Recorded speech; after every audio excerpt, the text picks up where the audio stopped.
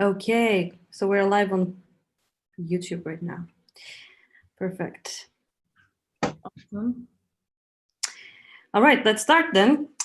Hi, everyone. Welcome to our live webinar dedicated to the topic of growing and optimizing businesses in the times of coronavirus.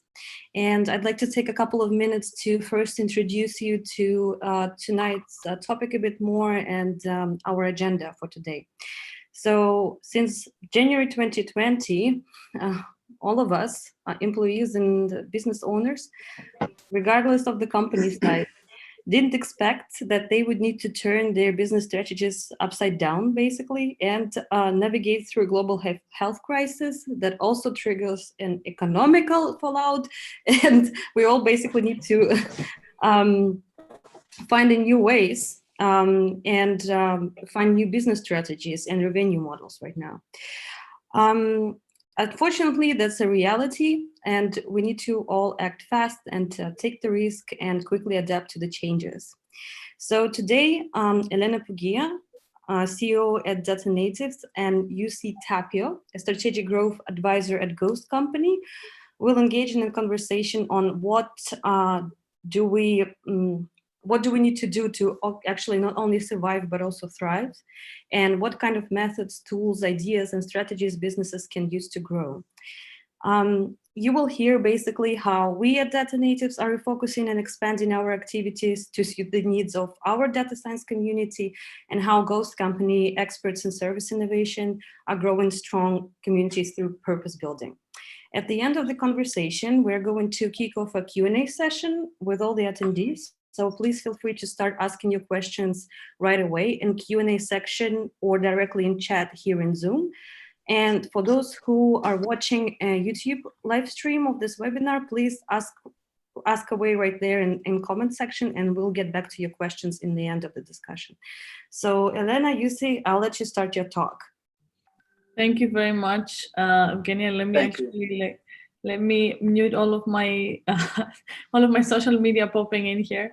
Thank you very much. As Evgenia mentioned, the most important thing is that we want to have interaction here. So me and Yusuf will be in conversation post-Corona times. Actually, I think we gatherings I've done before the last trip for sure, and the last gathering I've done before I was locked in a house in Helsinki, well, in Finland.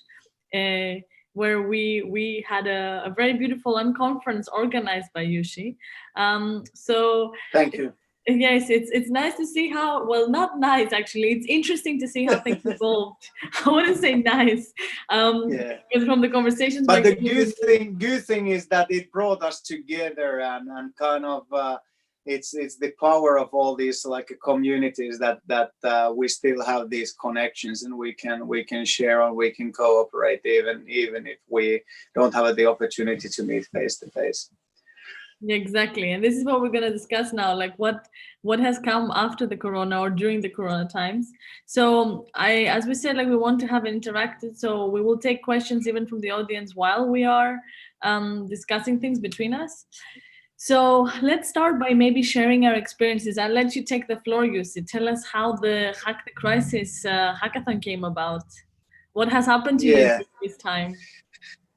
Thank you, Elena, and welcome everyone. Let's try to have this somehow interactive, because I think that it's extremely boring to watch just someone in a web talking to each other. So if possible, just like challenge us and let's have a hassle.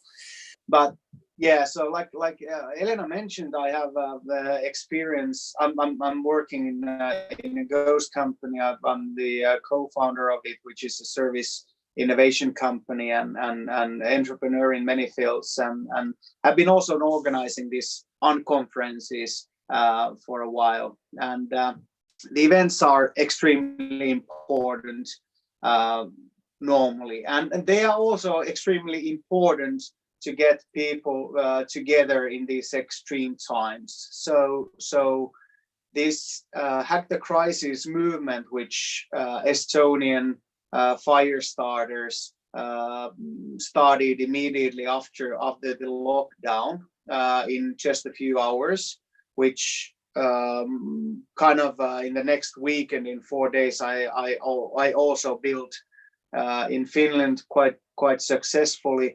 It was a reaction to get people together to kind of find the ways not only to struggle but to solve how to save lives, how to save businesses, how to save communities.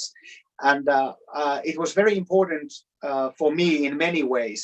We will discuss of this later. It was at the same time as I felt extremely good of that thing. It was also a lot of learnings that I think that would have never occurred if I would have not done it. So that's a short version. How about you? You were also like doing in the same weekend. We didn't know of each other that we were doing it at the same time. You were also organizing one Hack the Crisis at the yeah. Yes. So yes. So I like this sense of urgency. What you're saying, that you felt like you had to be done. I think the same way was with us. So we definitely got inspired, especially when we saw the Estonian one happening. But the idea came about the very first day, the very same day with the Estonian. And I like this feeling of collective intelligence. We were sitting for the last time all together with the team at our office that we haven't been since that day, basically. I've only been like once this week, and it feels like a ghost house. And we were sitting all together, and we were like ghost house. A ghost house.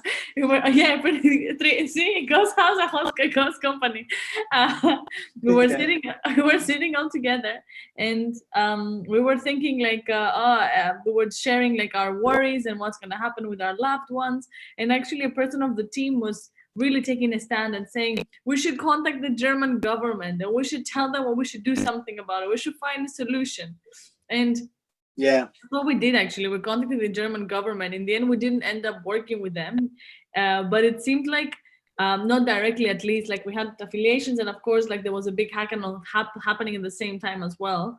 So, but it was this feeling of like we need to do something. We need to find a solution. What are we gonna do?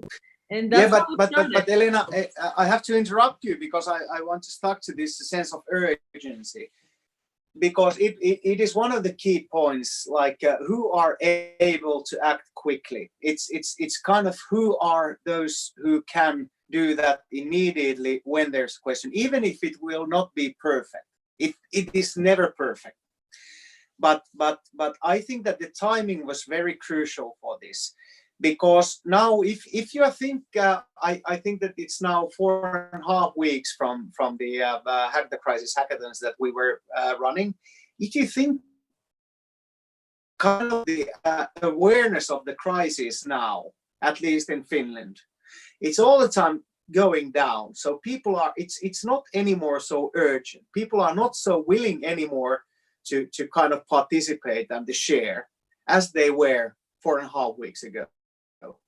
So the sense of urgency and the understanding of like do the things when they are needed, that's in the very core of everything. And actually that's also in our everyday life. If we just like start to act when there are opportunities, that's kind of in a very core of all the solutions. I think you're talking like an entrepreneur there. I think like that's like no, but honestly, defining when something is an opportunity and when you should just jump on it, it's a skill, and I think it requires intuition and requires like, you know, lack of fear as well. I think a lot of times like and I've seen it. There's two things actually I want to mention when you're saying this, and I think we're going a little bit, you know, in an interesting way off topic, but I'm sure we're coming back to it in that way.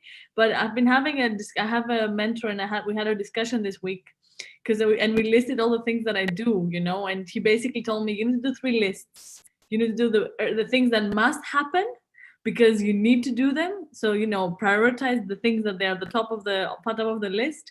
Then the nice ones, the ones that you can do but you can live without, and the ones that you should definitely deprioritize. And like somehow like the sense of urgency also came there, because sometimes there feels like there's urgency and urgent things to do, but they're not a priority. But for this example, was definitely an urgent, and it was a priority. And I want to exactly. And yes. exactly, and that was kind of the perfect moment to act and to get people together. And I think that it kind of it was a very had a huge purpose for me personally. And because it had a huge purpose for me personally, it also affected to everyone who I called during that 4 days and tried to get involved. So it was kind of very easy to share this passion at that moment with everyone else. And that also meant that we were very aligned to do that things. And everyone was really willing to help from the very beginning. That wouldn't happen anymore. If I would now start to call to Microsoft, to Facebook, to Finnish government about the same topic, it would not be the same. But this is what I was going to get to, because for me, so on Friday we said, okay, maybe we'll do it with the government. Then on Monday we didn't get any response, and we were like, should we do it anyway, do it without the government? And then we decided, okay, let's see. And I picked up the phone similarly like you, when I called some of our partners, Bayer, who has supported our events before. I called Vision Health Pioneers, a new incubator here in Berlin. They specifically focus on healthcare accelerators. And on the phone, they were like, yeah, sure, let's do it. So that's the exactly. thing. That would never happen. If you're trying to work with anyone in a partnership, it will take you at least 2 to 3 months to get it signed. But when I didn't, even if I know quite a lot of people and I have a good connections, still I was kind of surprised every time. I didn't kind of worried about the time of the day. I was calling at 3:00 in the night if I just got someone, and I was just calling, it's Jussi, I will do this, it's next weekend, are you with me? And everyone just said yes, of course, we will support you, we will help you. It was incredible. Yeah, well, share some of the stories. So how was it? Tell me a little bit about so when did you start planning it? So you saw the Estonian one, that was on the weekend. Yeah, actually, I didn't start at that time. It was just on the back of my mind, because I was very concerned about the situation and the awareness of the COVID in Finland, and I was very worried about that our government didn't react to it, because we already knew that it will come. We had the example from Italy, we had the example already from Germany at that time, Denmark, and of course all the Asian examples. And I was extremely worried about the situation, because there was still this, we were talking about this herd immunity things as UK at that moment, and Sweden still, and so on. And I was working a lot on the week before to get the awareness for the people, and we were quite successful also in that.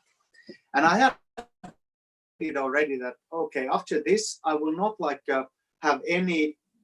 I will not come back to these discussions anymore, because it's not time to rip kind of the nation apart, but you need to build something together. And then on Monday, our Prime Minister, Sanna Marin, who I admire a lot, even if she's not in the party that I would never support, but she's perfect. She's a young female, and then they locked down. They kind of with a quite high pressure, they locked the country down. And I, like I mentioned, I've already decided that I will just start considerate my own business and those kind of things, and not anymore this a common interest.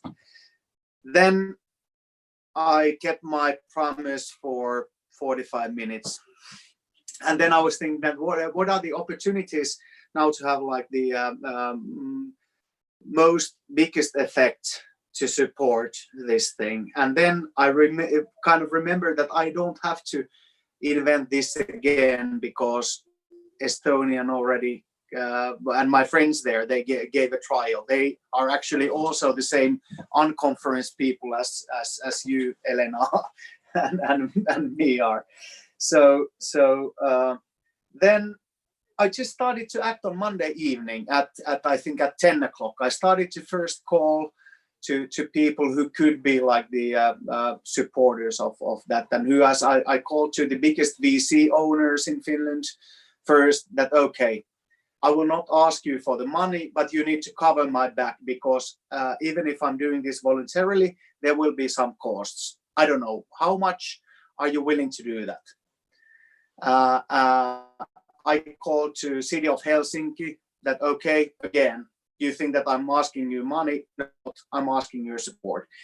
I kind of, and then it was a snowball.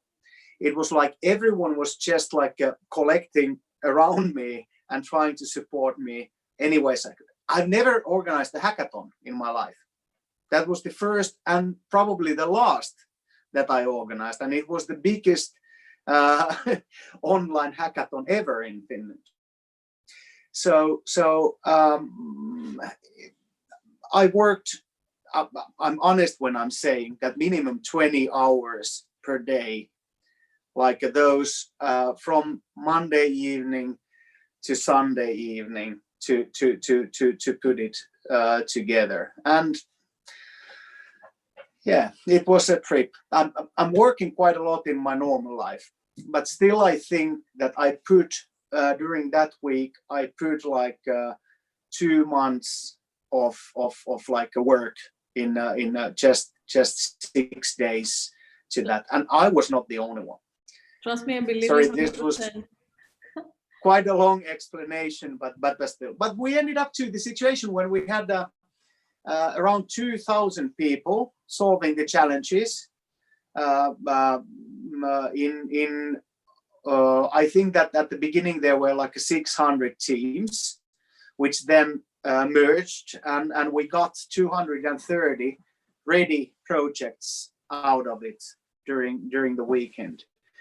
And considering that we released it on Thursday, and the entry was on Friday, and the finals were on Sunday, I think that it was incredible. We got all the media attention in Finland, because that, I think that it was a communication issue. It was like to create a positive environment. It was a create positive vibe, like let's solve this shit thing. And that's why the media was also very important there. How about you? What did you like share your experiences? Yes. I was about to say that when you mentioned that you were working 20 hours a day for a week, I can tell you I've been working 20 hours a day for about a month and a half. I had my first weekend off last weekend, and it felt like an achievement. It's stupid to do that for such a long time. We've done 3 hackathons so far, and right now I guess I'm having like I'm having hackathon withdrawal syndromes. But I'm also, that's why I'm also supporting the EU versus virus now. But we've done, so the very first hackathon that we did, the Hackerona one, and as I mentioned, we had like a couple of our supporters and partners that we work with that they came and jumped on board. We got Hacking Health, which is a big non-profit organization, international one, who specifically specializes on hackathons in healthcare, and they have a very big network of healthcare professionals. And then basically we followed the guidelines. We've never done an online hackathon before either, and we learned by doing. We were really not sure how to do most of the things. The only thing we knew about was we're going to open a Slack account and we're going to put a type form out there to get the applicants, and then we'll figure it out as it goes. And we reached about 1,700 people on Slack. then 500 people then submitted on Airtable, and from them, in the end, there weren't that many teams. There were, I mean, not comparatively, I think it was something like 35 teams or something like that, and 23 pitched. So, but if the feeling of community was very, yeah, very encouraging and very nice. And we did have, I mean, we had all these mentorship sessions. We had from a lot of interesting people coming together and pretty much giving feedback. It was interesting also that in the hackathon, and I'm sure you probably had the similar experience, because of the nature of the hackathon, we didn't only have teams that came together for the hackathon, but also people from companies with their company coming and trying to solve it together. So finding Yeah. new That was the ways same. to adopt like pretty much their solution to the corona crisis. And we had, around 6 challenges. I think for you it was a little bit different, and I would like to hear about that. So in the very first hackathon, we had 6 challenges: how to find solutions to protect the elderly, how to find solutions for childcare, for healthcare workers and beyond. Open source hardware solutions was one of them. Then we had one open to the as a challenge. We had a data science and analytics related challenge. But broadly was also about society a lot and citizens, and with the focus on healthcare. But I also know that for you looked at saving communities and saving the economy. So I thought that was a very interesting twist. Is this a mosquito? A mosquito? Yeah, I'm happy that there are mosquitoes. Yeah, but this is also a very good example. Actually, I'm very happy that you asked, and I'm hoping, like I said, that now if there is someone who is following this, that we will also get some questions from them. Mm-hmm. I think that if I got this idea at, let's say, 7 p.m. in the evening on Monday, then at 10 o'clock I needed to formulate it somehow, and then I ended up to this situation that I needed to say something quickly, and I was thinking that how do I formulate these topics that we are solving. And then I came up just like a minute before that call that, okay, I think that we need to save lives. That's like simple, yes.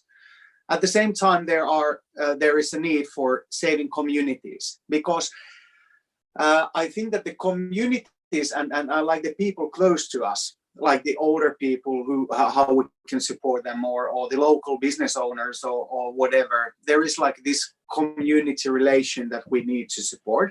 And then also because the businesses are struggling so much that we need to save businesses, and that's kind of, they are a bit of overlapping, but still it's covering quite a wide area. And then even if we try to find that, okay, is there something that we should change, we kept on that. And now because there have been now like 50 different hackathons around the world in the hacker crisis, I think that at least 15 of them have been copying it like directly, and it's fine. It's kind of, I don't have any like a creative commons for those, but it's just like an accident for that. Okay, it was just at that moment it was enough. It was a good idea, if even it got through this evaluation of those other hackathons. So that was basically it. Was there any questions? There are actually 2 questions. There's actually a question related to business area. So, for example, like so Dasha is asking a question. She says, what business areas will be interesting for investors in VCs in the situation? So, and perhaps you can answer that, you see, giving your example of the different communities and saving different communities and saving also the economy. What do you think could be like a good start to look at when it comes to investing in VC for this? Everything that is immaterial. We have been talking for so long time that we are moving from the material world, from material businesses to the immaterial businesses. And it has been difficult for many companies to understand what we are meaning with it. But it is just that we are, even in the normal situation, we are so wealthy that we don't anymore consume so much material things, but we are consuming emotions. We are consuming like the quick deliveries. We are consuming love and that kind of stuff. So everything that is immaterial has been already like a good and powerful like a business tool, and it will be now also in the future. In general, I would say that even because also my business as a consultant, it collapsed in one day. We lost quite a lot of our like normal contracts and business. And I was thinking that what is the surviving method? How do I advise the companies that I'm advising? How do I help myself? And I said that the only way is to do business in this time. So if you are able to somehow make business, even in a smaller scale, in this very moment, then it will give you the strengths also to survive in the future, because the future is not the same as the time that we were a few months ago. The future is somehow the combination of the past and of the existing situation. We will not anymore, if I want to meet Elena for business, I will not fly to Berlin. We will do business online. I'm probably going to meet Elena just to socialize with her, just to like have this another part which is important to create trust and those kind of things. But I will not run any more like workshops online in Berlin because it's waste of time. Long answer, quite complicated answer, but I think that there is no like easy ways. Of course, there are like businesses that will anyway survive, like telecommunications. If you are not investing to connections, you can be quite sure that you are successful. To the whatever comes to the computers, like servers in technology, it will be even stronger than this moment. Oh, yeah. What do you think, Elena? Yeah, I like the way you put it. I agree with that. I think that again, like talking about the digital transformation that we were forced upon, we now realize from like what meetings could be skipped, and we can, or it can be just an email, to what to if it makes sense for us to travel somewhere just to meet someone for a business meeting, and if it's better for us to keep it short and actually save our time. And I guess also in a similar way, like there's all these new software tools. I mean, SaaS would be on the rise, e-commerce will be on the rise, people would continue buying things online, and even more so now, actually they would continue like meeting online. And I also think in a way it has made us all very remote and flexible. I was reading 66% of people right now who like they are reluctant to go back to the office after this. So 66% of the employees don't want to go back to the office. They want actually exactly. And my kids who are there now on a garden, I think that they should study at least 2 days per week from home, because they have like a perfect teacher who can use these tools or whatever, and kind of it's not anymore the same.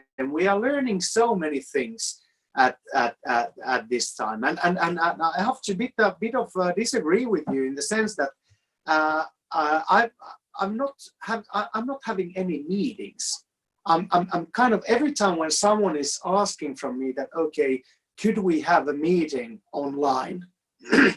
I'm 80% of those I'm refusing. I'm saying that no, because it means that I need to book my calendar. I need to book like an hour or two from my calendar for something that normally could be handled in 15 minutes on just like on a phone, where normally, if there are many people, most of the people are listening, and only bye Annika, and only few are interacting. So I feel that it's still like those what I've been hating quite a lot, that we are in a negotiating, like a meeting rooms in offices, is the same if we are now taking it to this new world, that every time we have to discuss with Elena or whatever, we are booking a meeting. It's a bloody waste of time. And during organizing the hacker crisis, I didn't know those people who I was working with. I had at the end almost 50 people actively involved in an organization. I had 2 video meetings, altogether 2 hours, because we realized that it's waste of time to have those there. So yeah. I have to admit, I took a very different approach. I actually started calling people and bothering them all the time and uninvited. Exactly. That's what I did. So yeah, exactly.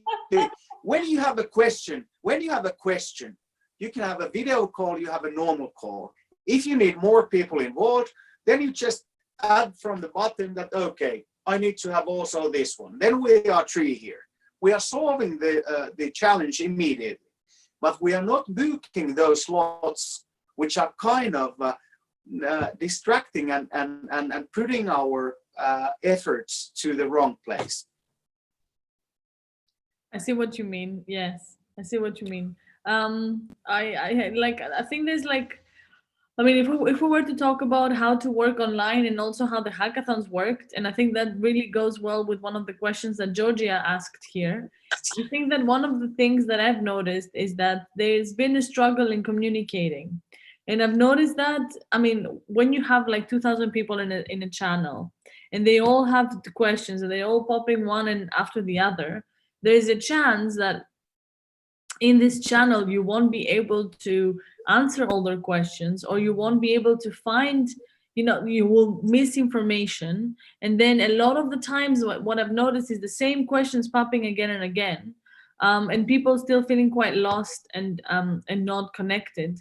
So I guess like, and question with I guess from a community standpoint, from a hackathon standpoint, how do you handle communication with your communities and your team when you are virtually? And I think, starting from me, like I think I'm still learning. Like one of the feedback that we received for the hackathon was that there were too many channels and too many tools to handle. So we used Slack, we used Airtable, we used Mentority, we used Zoom for the call. So basically, like, people felt a little bit overwhelmed with all of the tools that were available, and they would prefer something more centralized. And I think on that note, basically, I also find it hard sometimes when you're not in the same space with someone. I find it hard to lose track of what they're working on, and a whole day passed by and I'm working on something and I don't know, like, okay, so how's the team doing? Is everything okay? Like, have they managed to do this? Do they need any help?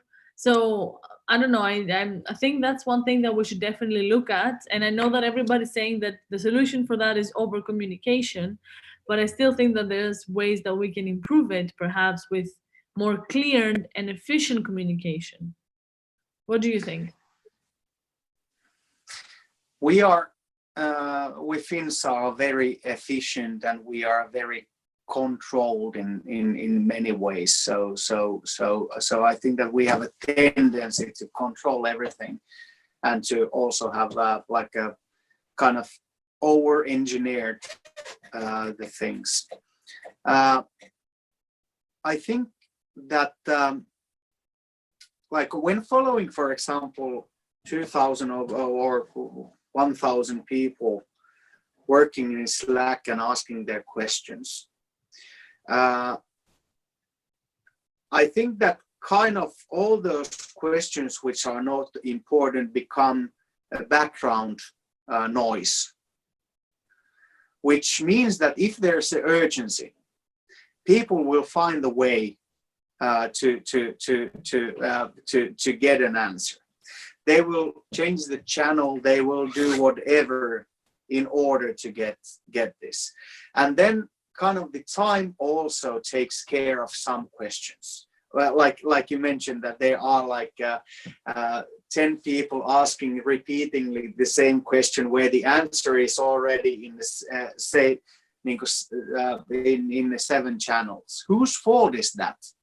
That they are not willing to follow the things, and should that be controlled and solved somehow by those who are not the lazy ones, who are not following the channels or whatever. So my answer is basically that we should kind of feel confident in these messy situations, and kind of not to try to control it too much. Because the people who really want to answer, people who want to get their message through, they will find a way. It's kind of a Darwinism of communications in many sense. So we can always play communication. We can always blame the ones who are in charge of communication. But if you want to get something really quickly done, then I would not control it too much or centralize it too much. I would use whatever channel there is available for this. And as an example, when like in urge of organizing this hackathon, it was always first. So I was running, I think, 4 different WhatsApp channels just for quick communications. First, I posted their question. If no one answered, I put the personal WhatsApp message, which was pinging more. If that wasn't working, then I was calling to them. If that wasn't working, I was text messaging to them in order to get the answer. So there's kind of the hierarchy of the communication also. Yeah, basically choosing, depending on how urgent it is, you choose a different place to ask a question. And then, I think that's a good point, actually. I think that if it is urgent, then they will find a way to get the answer answered. So that, if they don't insist, then it's not urgent. So that's a good point. One more question that I see here for Dimitra. She says, I've seen a post recently that basically said that COVID-19 is the driver for digital transformation for businesses, not CEOs or CTOs. Yes, that's exactly what we mentioned before, Dimitra.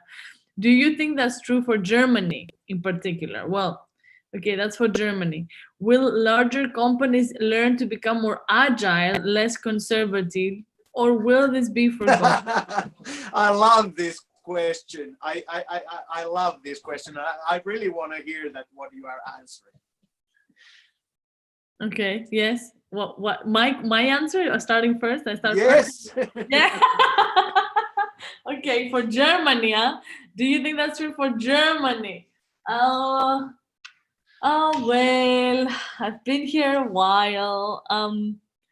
Well.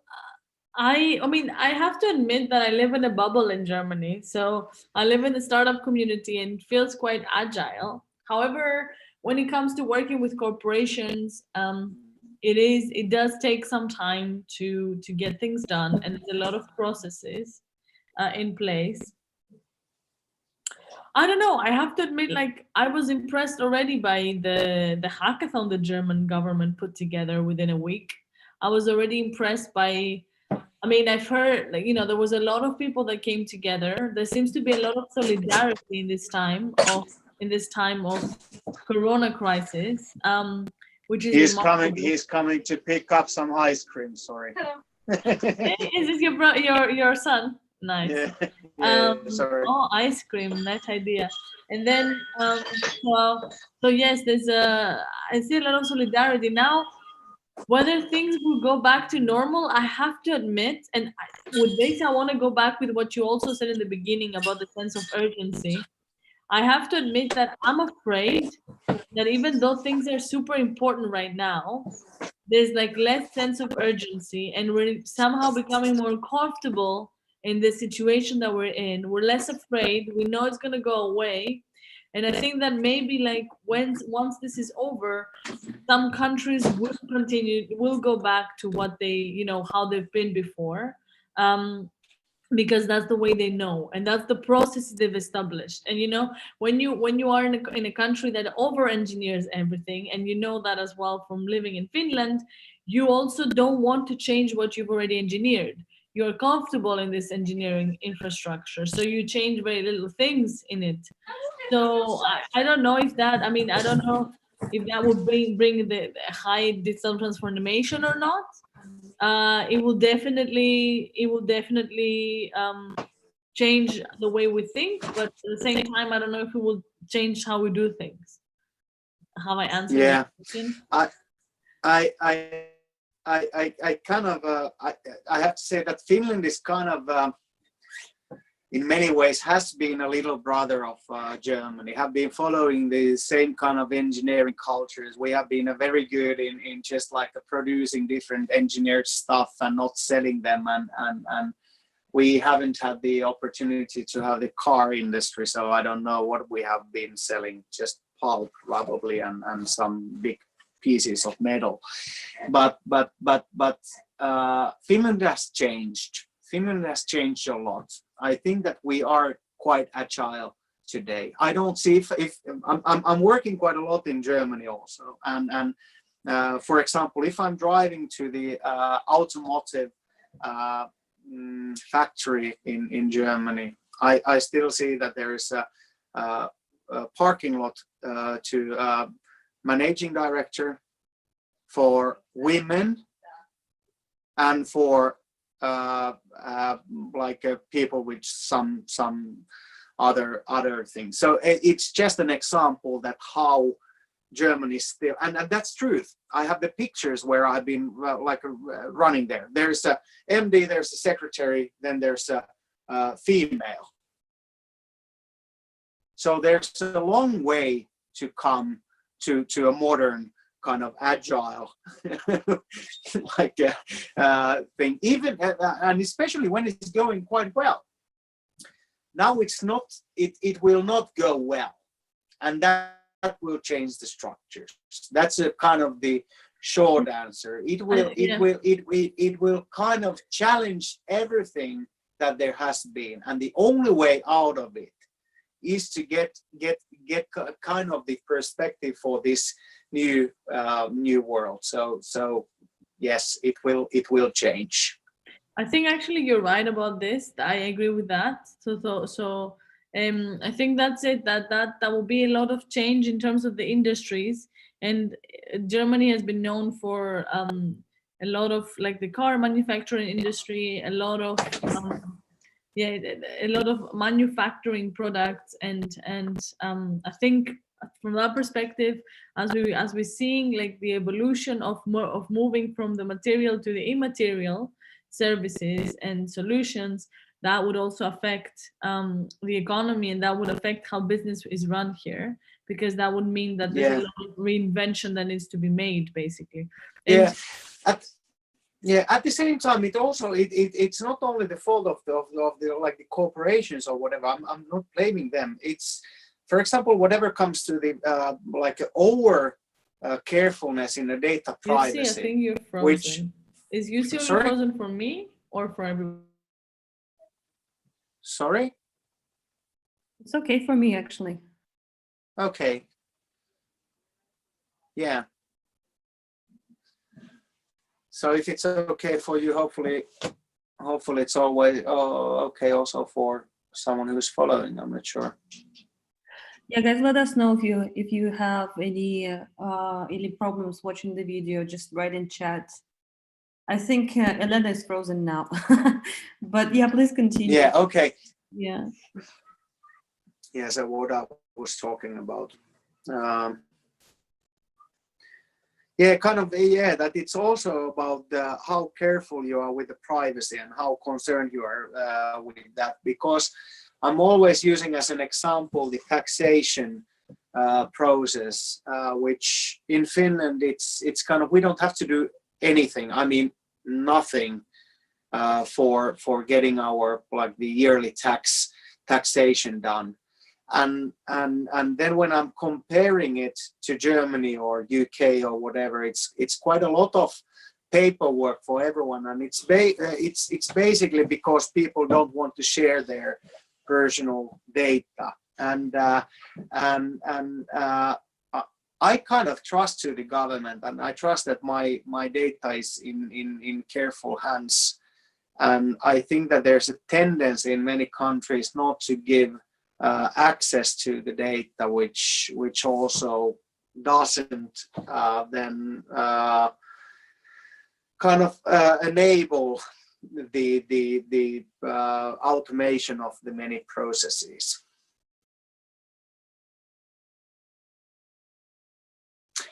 I'm not sure now. Am I alone here? I'm also here, but Elena looks like her video got frozen. So, Is there anyone else? Can you hear me?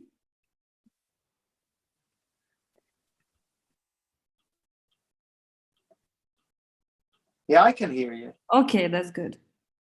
Then I'll just probably ask another question, because we have one more. And if Elena joins that, then there was one more question addressed to her. If not, then we'll just wrap up the session. So there was one more question, which is the following.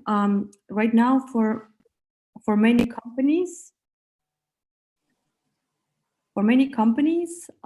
it's important to establish new revenue streams within very tight deadlines. So where would you advise to look at when confronted with such challenges? It's a very general question. It's a very general because it depends so much of the industry. It depends of where is the existing stream coming from. So I would just kind of say that whatever can be optimized. For example, if there is still like ordering billing process in some company, that should be taken away because there's no need for that. So we have these old structures which we think and take as granted, which should not anymore exist. As an example, I give you the idea of monthly salary, which I think that it's really from the past. It's based on the situation when it has been like on a paper. People have been calculating the hours, have been doing it in the back office of how much salary do I have to pay to this person, and then send it to someone who's sending it to someone who's sending it to bank or whatever. It's actually nowadays a flow. So basically, whenever we are doing something, we could get automatically a flow to our bank account. I mean, in a minute base or in a day base or whatever. So there's no need of this kind of monthly salary anymore. And that's just an example that we need to question those structures which we are taking for granted because of their of their past, because it was not possible to automate it. So in the same way, if you're asking that where are the revenue streams coming, I would say that like by questioning the old practices and old ways of doing it's if I need to generalize it somehow. Yes. the new and the old way. Let's see how the future will show us actually. Hope we are moving into a new era sooner than later. There will be a big economic crisis. I mean, it's already coming. It's already here.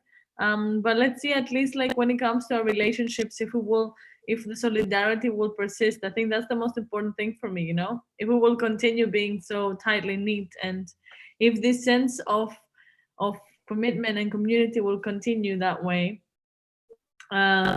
Elena, I have to ask you a question, because this comes actually back also to the hacks, the importance of the purpose.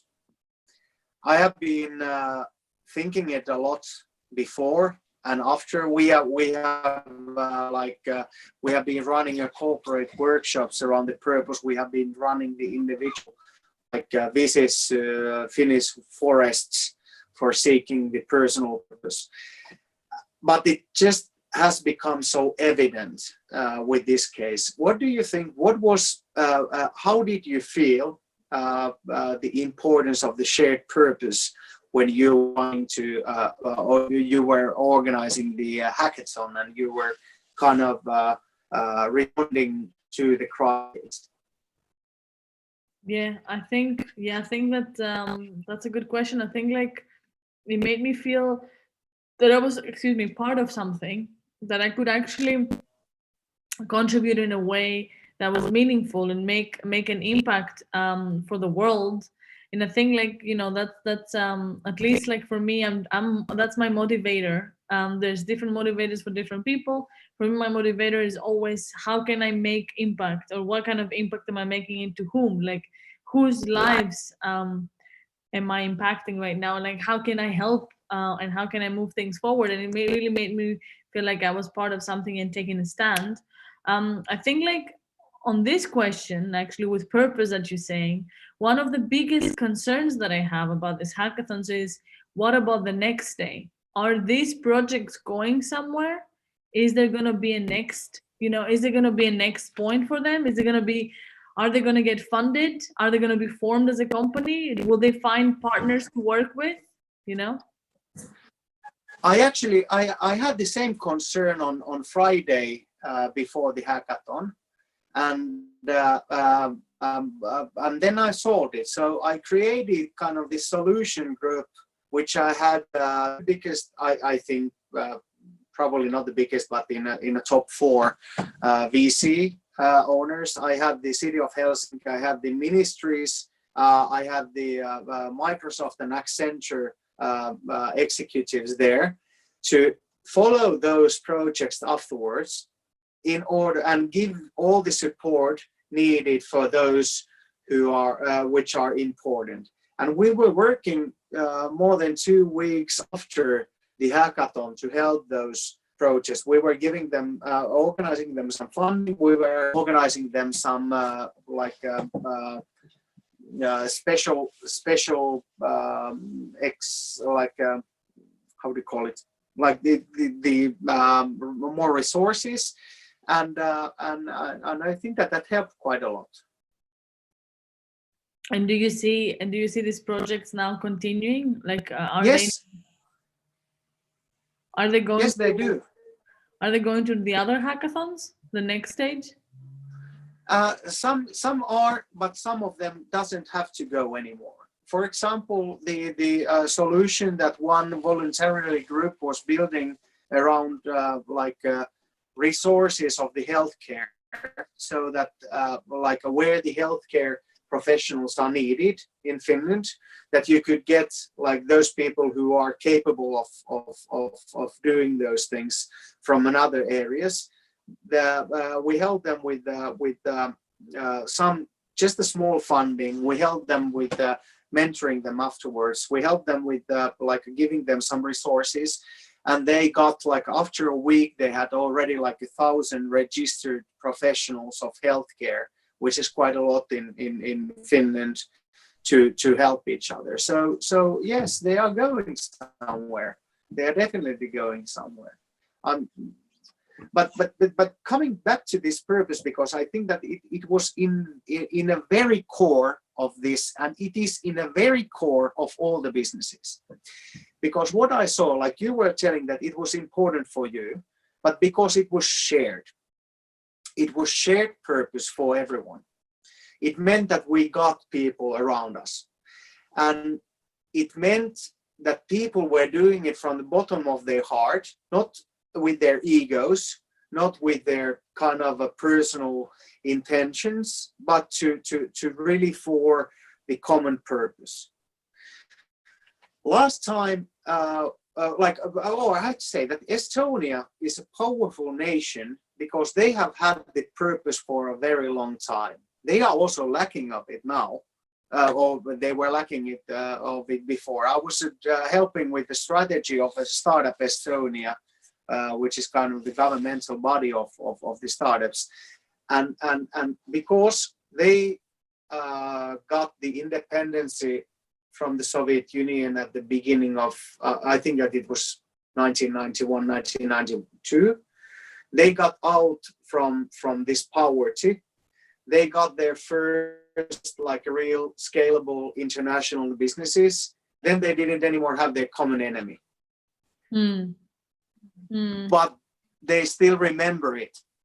And that's why they were the quickest to solve these issues, and why they have made this like a global movement from this hack of the crisis. They can act still fast.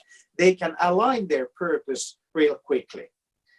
And this is the most powerful weapon that also the corporations can have.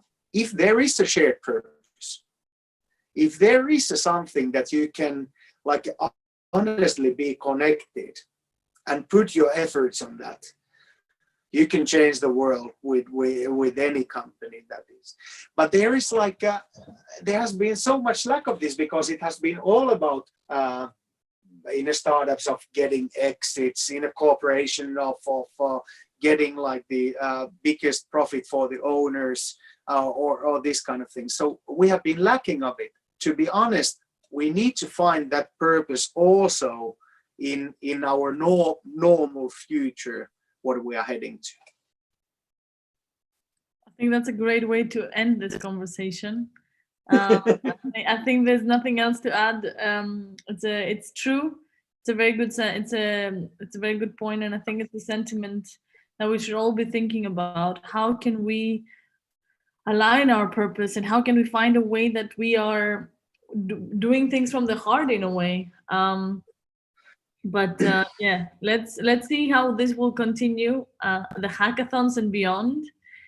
Thank you so much for this conversation, Jussi. Thank you, Elena. It has been a pleasure.